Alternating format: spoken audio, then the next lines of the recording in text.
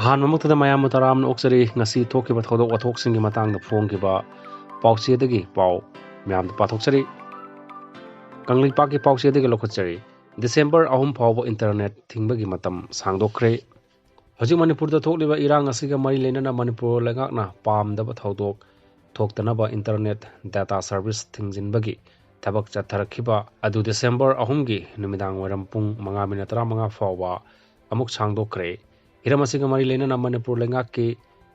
Commissioner ꯍꯣꯝꯒꯤ ꯊꯧ ꯄꯨꯔꯤꯕ N. Ashok Kumarna ngasi thokpa order amagi matung inna Imphal West, Imphal East, Bisnupur, Thawbal, Kangpokpi, Kakching, Churachandpur, Jiribam amadi Pherjol haiba district asida athingba asi chanaragani hari Jiribam gi thodokta laikhidraba Kukijo militant sing Lairon Chanbagi thoram December 5 da pangthoklagani ITLF na phongdoli haukiba November gi 13 da Jiribam gi Borobekra police station gi manung chanba Jakuradhor bazar manakta CRPF ka Kuki militant singa khut thona bagi thodokta laikhidraba Kuki khulai paiba tara amati atopa thodokta nongmaina panduna laikhidraba Kuki jo ani puna mioi tara ni thoiga asi baksang lairon chanbagi thoram tha asigi manga da pangthoklagani haina ITLF ki serol amana harakli serol aduna hai laikhidraba mioi tara ni thoigi asi baksang hojik Churachandpur district hospital ki miral sangda lairi ngarang ITLF ki oiba atuba mifam ama Churachandpur da pangthokhibaga loinana Jiribam gi thodokta laikhidraba Kuki jo militant tara amadi atopa thodokta nomoina panduna laikhidraba mioi ani punna mioi tara ni thoi lairon chananaba amata oina lepkhre hairi mifam aduna laikhidraba sing adu tha asigi manga da punna Churachandpur gi tribal martyrs parkta lairon channaba loinana thoramadu gi saruk ama oina Peace Ground Tuibongda laikhidraba singgi condolence meeting pangthokpa December 3 gi numit yungbada laikhidraba singgi imung manung punna aroiba homecoming pangthokpa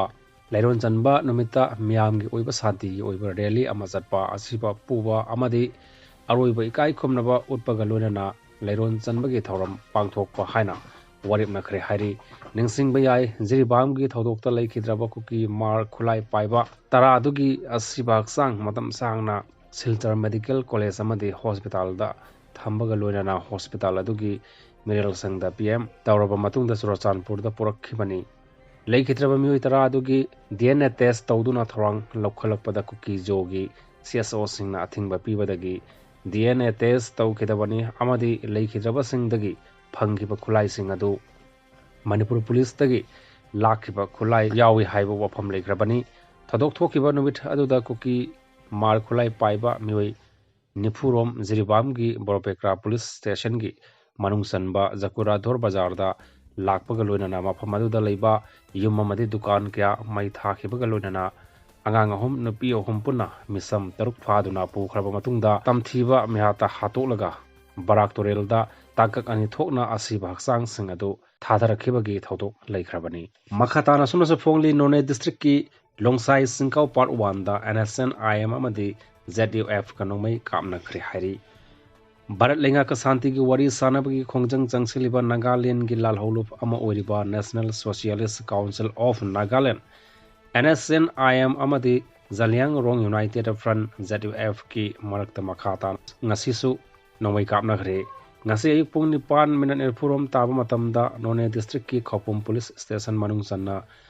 Longsai Singkau part 1 da NSN IM amadi ZUF ki khulai paiba kadar ani gi marakta akan mamong da nongmai kapna khre nongmai kapna ba adu ngasi ayuk pung 8 rom taba matamda lepkhi nongmai kapna ringai manung da mafam adu gi CSO singi lusing da sing amadi ima singna mic panduna nongmai kapna ba lepna ba haijabadagi kuthokna ba adu lepkhibani hairi nongmai kapna ba gi thodok adu da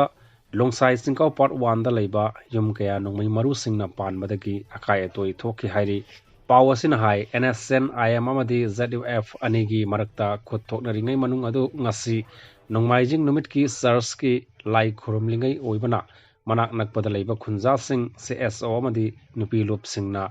mic season aduna kuthokna ba lepna ba lauduna khanghan badagi maikai animakta kuthokna ba ki thodok adu lepkhibani hairi tungda thodok thofam da nupi lup sing amadi CSO singi lusing ba singna चंगसिनदुना यंगसिनखिबगा लोइनना मियामगी ओइबा मिफम अमा पांगथोखरे हाइरि चैरक असिदा था असिगी कुन्नि पान अमदि ngasi ZUF अमदि NSCN IM अनिगी मरकता खोथोकनबगी थौदोक अदु तिरोंगमै Naga people's organisation RNPO Assam Manipur Nagaland